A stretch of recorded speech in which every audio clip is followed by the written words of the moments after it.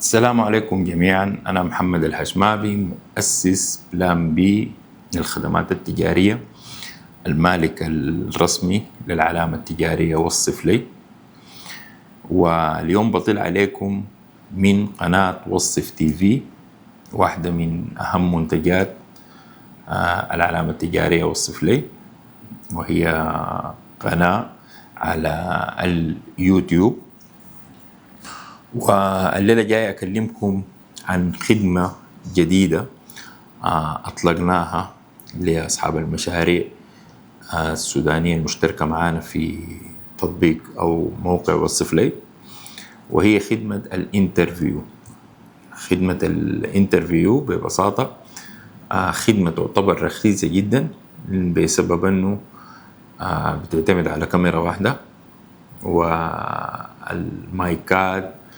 والعدة الشغالة بها ما عدة تقيلة، وممكن الواحد سهل يتنقل بها من منطقة لتانية، فتعتبر رخيصة نسبيا يعني ومفيدة في نفس الوقت. وهي نفس العدة اللي أنا قاعد حسي بصور بها لكم، يعني نفس الكاميرات ونفس المايكات ونفس كل حاجة الحسي أنا قاعد أصور بها، هي دي نفس العدة اللي حتستخدم في الانترفيو. الكلام فيها بيكون عن وصف المحل، عن البداية، عن الرؤية، الخدمات اللي بيتم تقديمها، المحل يعني بيميزه شنو عن غيره، بحيث انك بتكون اقرب للعميل. لما نسمع المقابلة دي بيكون يعني مدرك تماما، لانه هو بيتعامل مع منو، بيتعامل معه كيف.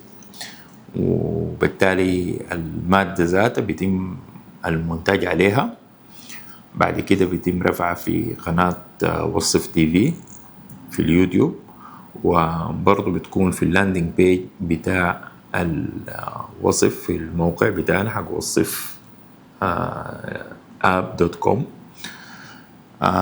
بعد كده هي بتكون متاحة، يعني انت ذاتك ممكن ترسلها للعملاء بحيث انه يشوفوها ويقدروا يستفيدوا من المعلومات اللي فيها، فبكون زي بروفايل مشاهد كده في ناس بصرية بتكون أقرب لهم الحاجة دي.